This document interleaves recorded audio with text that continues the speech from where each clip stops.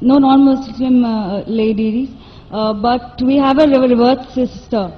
So if the chairperson permits, could we allow her? Okay, we'd allow that. Assalamu alaikum. My name is Mariam Sharif. I am from Ireland and a physical therapist by profession. Alhamdulillah, I got a chance to accept Islam. But my question is, my father never got the chance, and shirk is the biggest sin, and I want to know if there is a specific dua or something I can read on his name so that his sin will be forgiven. Sister asked the question that Alhamdulillah she had accepted Islam, and she says that unfortunately her father, he died as a mushrik.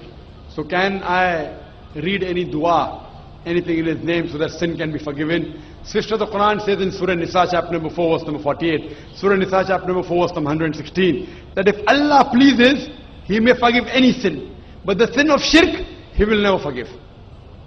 Because a person who has done shirk has committed the most heinous sin. So except for shirk, any other sin, if the person is doing shirk and before he dies, if he repents, inshallah Allah will forgive. But if he dies as a mushrik, he is destined for hell. There is no other option. And this is also narrated in the Quran.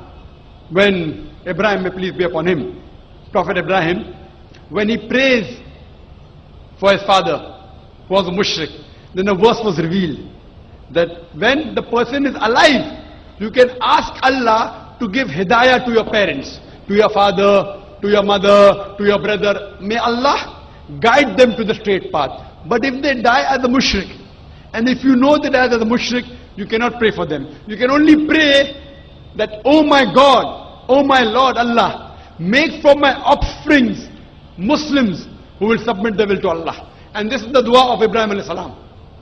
His father also was a mushrik. But he does a dua in Surah Hajj, chapter number 22, the last few verses.